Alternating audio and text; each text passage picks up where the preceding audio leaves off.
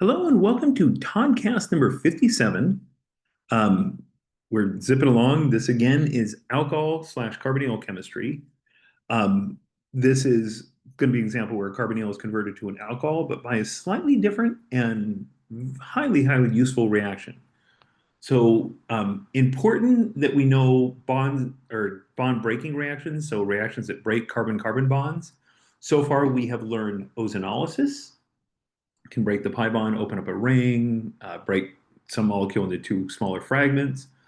We also have recently learned the Beer-Villiger, which can convert a ketone to an ester, and then you can hydrolyze the ester, reduce the ester, do something to cleave that into a chain from a ring or two smaller fragments from a large fragment. This is going to be the first of the really important carbon-carbon forming reactions we learn. So just as much as we want to be able to break things down, we also want to be able to build things up. So Grignard, Nobel Prize winning reaction, life-changing as far as organic chemistry goes. It really is our original so-called organometallic reaction. It wasn't using a very complex metal, so we typically just think of it as a Grignard reagent as just a common placeholder, like a sodium or a lithium, but it ends up being a little more than that because of the covalent nature. So I'll go into that as it sees fit. But for now, the Grignard reaction, I want to just emphasize that it is the attack of a carbanion, a stable carbanion, thanks to magnesium, on a carbonyl. So carbonyls are going to be incredibly reactive. Again, we are going to focus on aldehydes and ketones at first, um, and then we'll expand. So just like sodium borohydride uh, could only react with ketones and aldehydes, and lithium hydride reacts with everything. Grignard, it has a certain preference of how it reacts with ketones and aldehydes versus some of the other carbonyls. Okay, so first and foremost, I want to figure out what a Grignard reagent is. And so if I have some RBr, and although we can also use Cl, I, and F, it doesn't really work with F for the same reasons we ran into for before. It's not a very good leaving group. It's highly electronegative. It's a very short and stable bond. It's just some of the energy issues we have with it. Iodine, same story. We can, but it's not optimal. We typically are going to see it with Br or Cl. That's just the way most halogen process is going to work. So if I have this RMGBr, it ends up if I add metal, magnesium metal specifically, magnesium metal is capable of taking on a +2.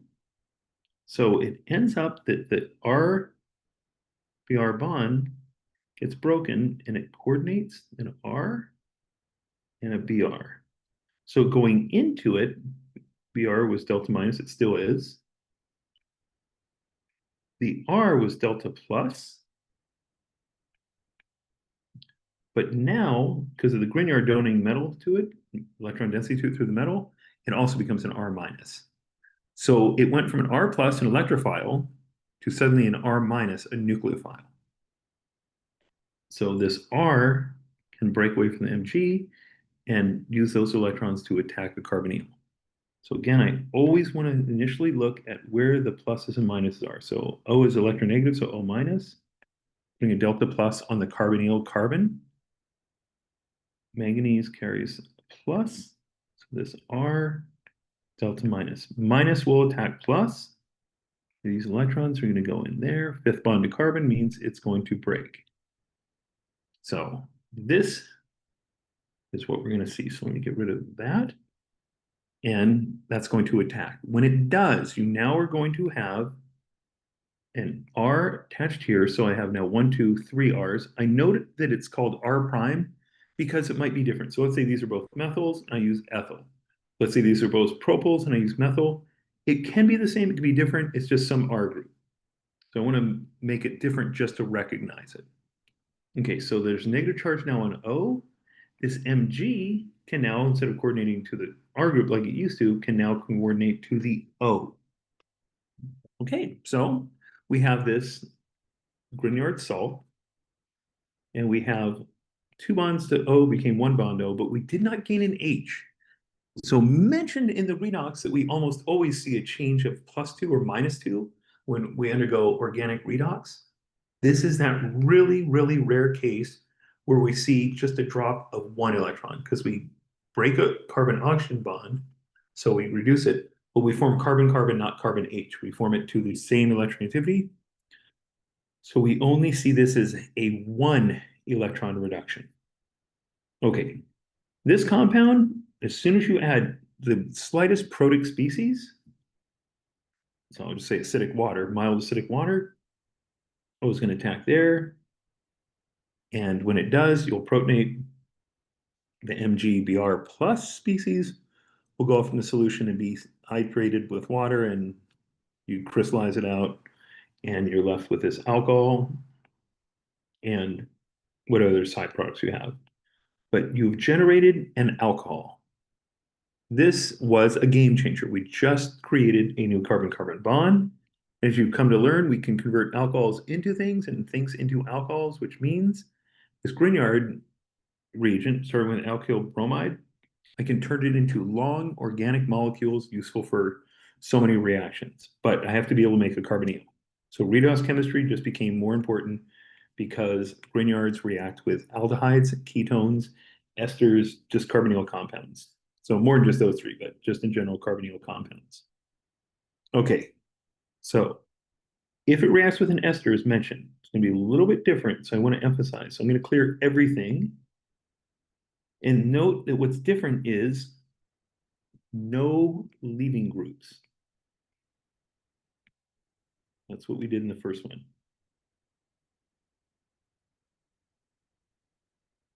In this case, we have a leaving group.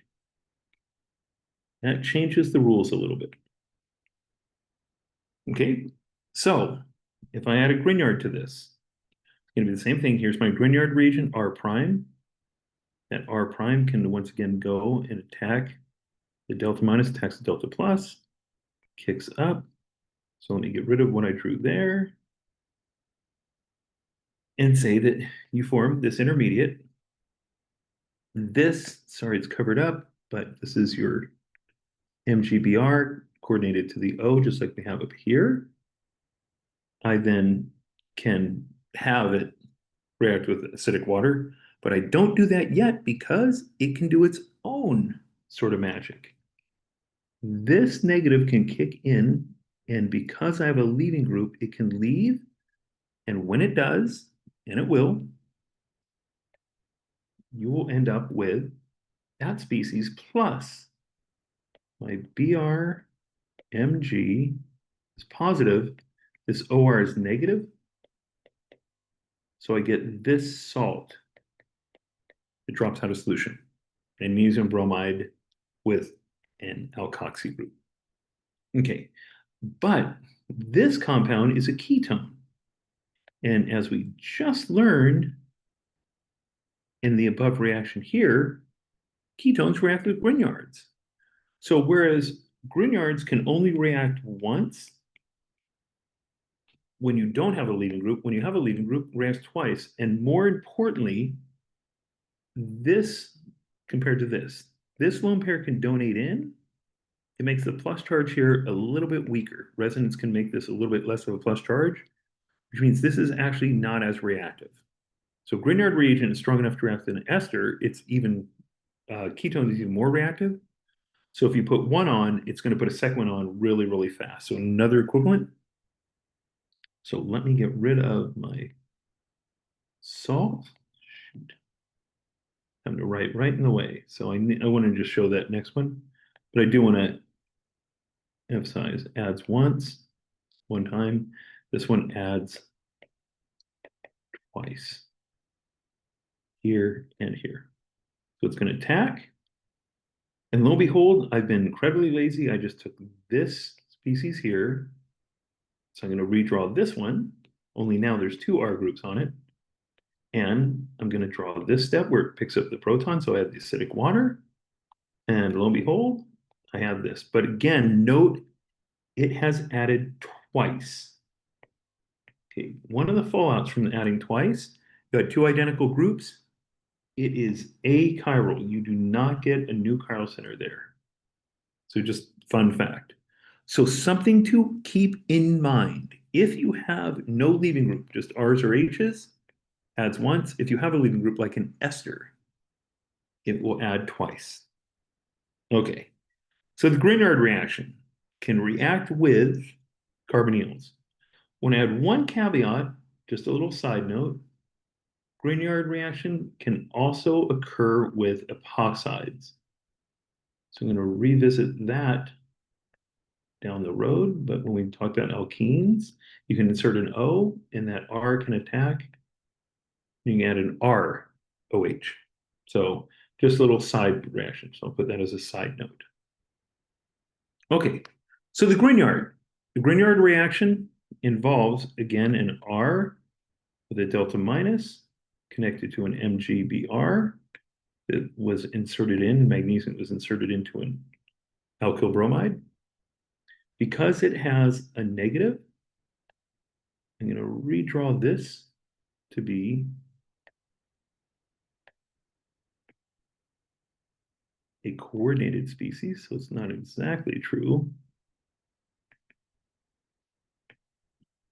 So it's aligned, but that lone pair can attack the carbonyl,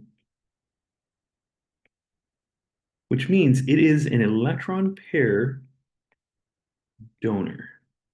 Something to keep in mind. So it is, in fact, a Lewis base or acid. I cannot remember this, so I'm going to write the word out. Lewis base. Shoot, as always, I've forgotten the two E's. To be a Lewis base, you need two E's. So it is a Lewis base, not an acid.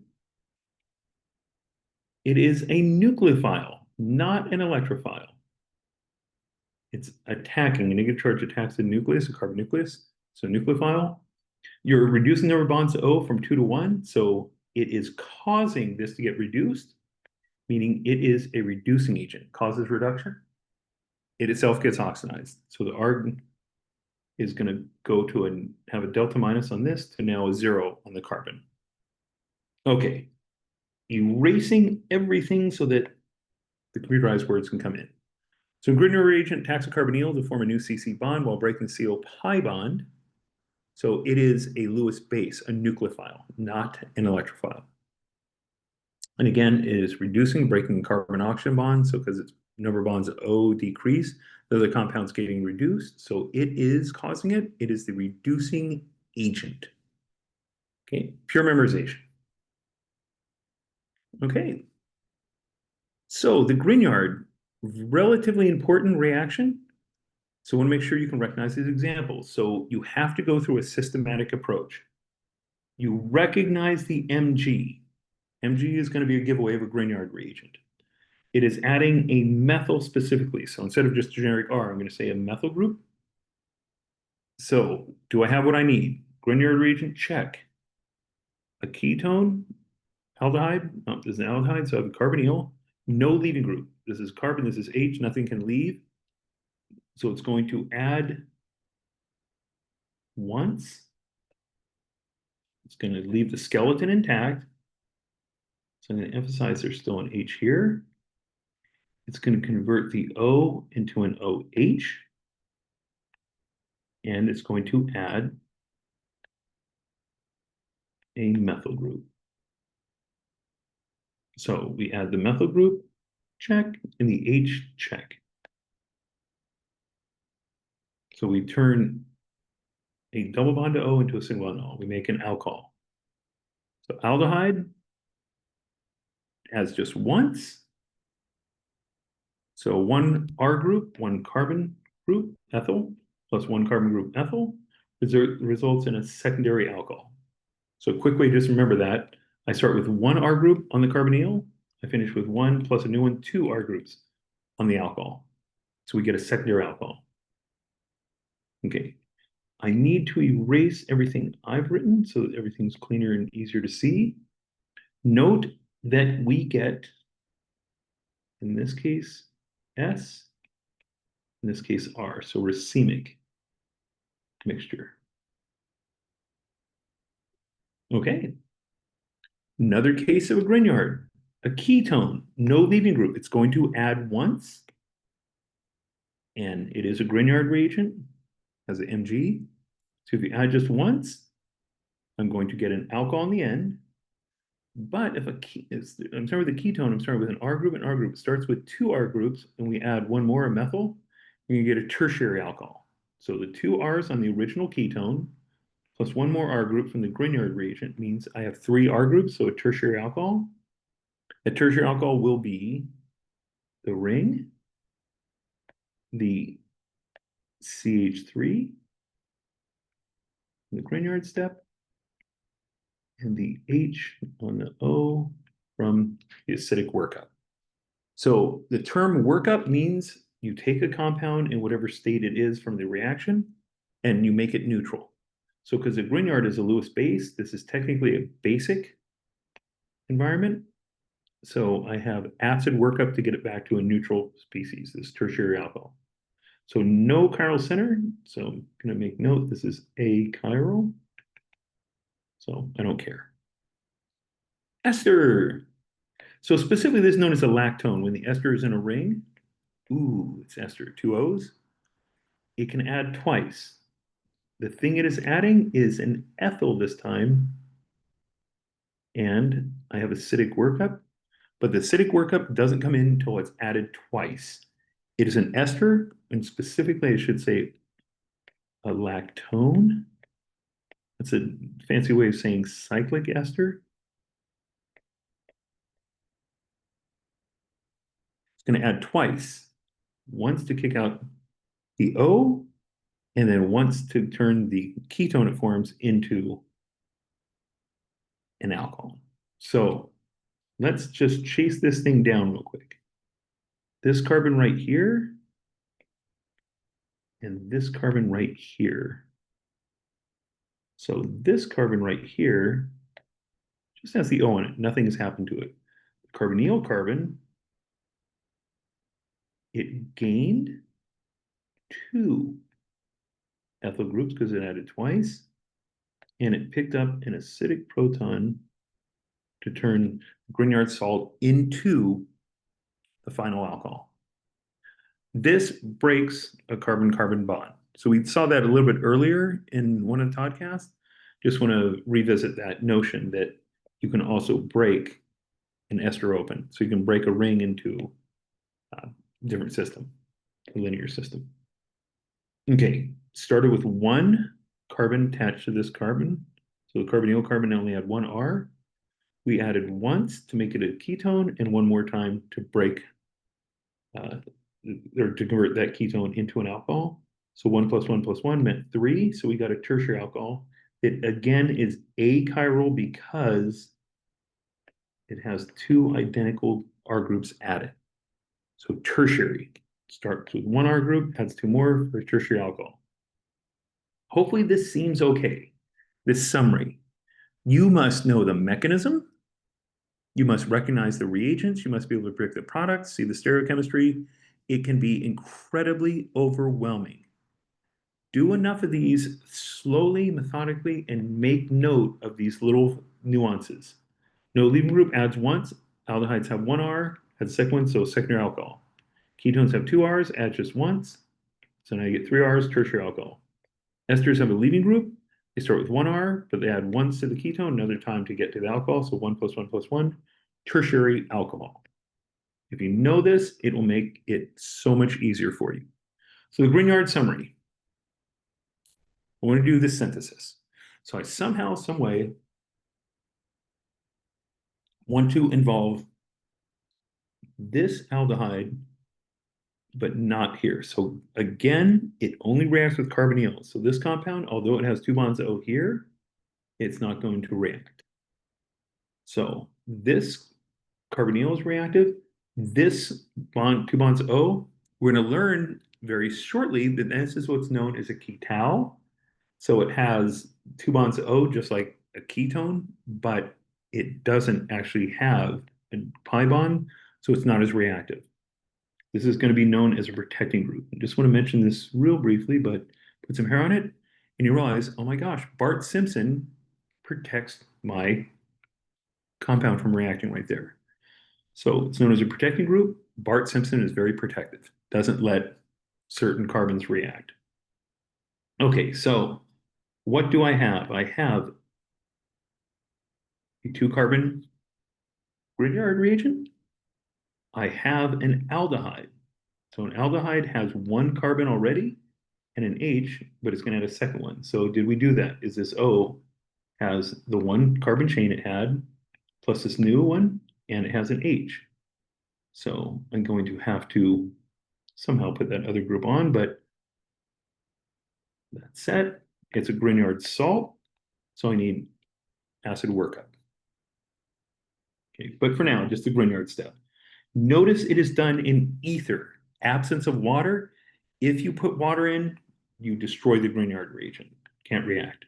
So it has to be done in an anhydrous, hydrophobic, aprotic environment. Aldehydes have one, you add one, you end up with two.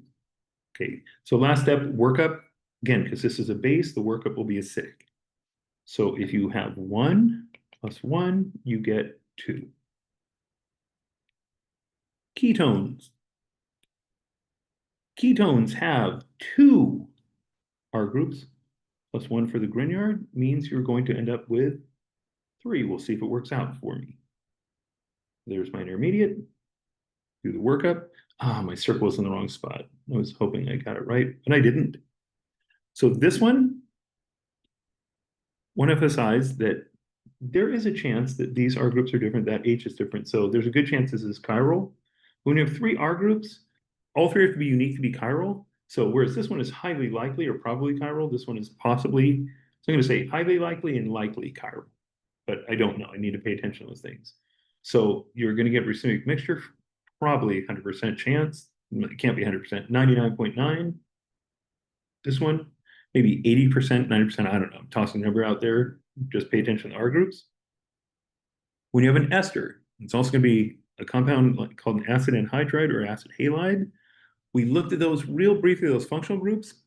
We're not studying them quite yet, but note they can react with a Grignard. And so if they do, just like an ester, you have a leaving group, you can go on twice. So 1 plus 1 means again for tertiary. I'll make a bigger circle and hopefully I get it. So I have that. Forms a ketone. Ketone is more reactive than the original compound, so it's going to add again.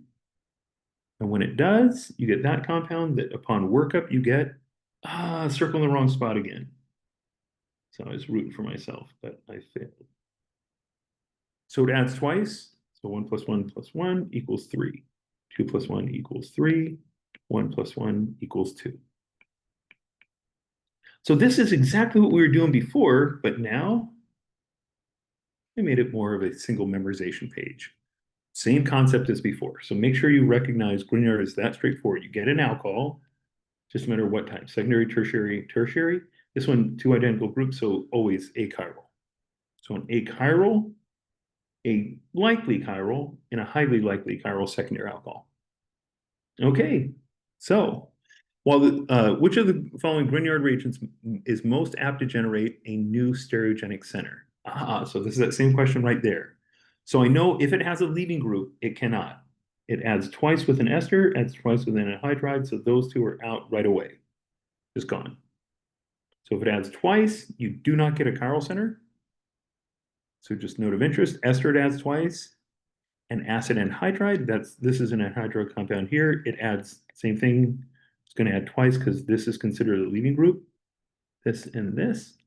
So because it has a leaving group, it's going to add twice. Comes down to the ketone or the aldehyde. Again, the aldehyde, highly likely, the ketone, likely. So this one is a right answer. You'll probably get a chiral center more often than not, but it says most apt, the most likely. So the better answer then is D. Aldehyde is highly likely to get this. So most apt, highly likely, the aldehyde. This is a really critical reaction. Cannot emphasize enough that you need to do all the homework you can, all the practice you can on this till it becomes a routine. This is a major part of organic chemistry. So with that in mind, thank you for taking part in yet another podcast. Hopefully these are going well. And again, if you've just joined in on the carbonyl material, go back and pick up what you need from the listing of videos, but hopefully this is going well for you. Thank you for joining in. I'll see you in the next podcast. Bye.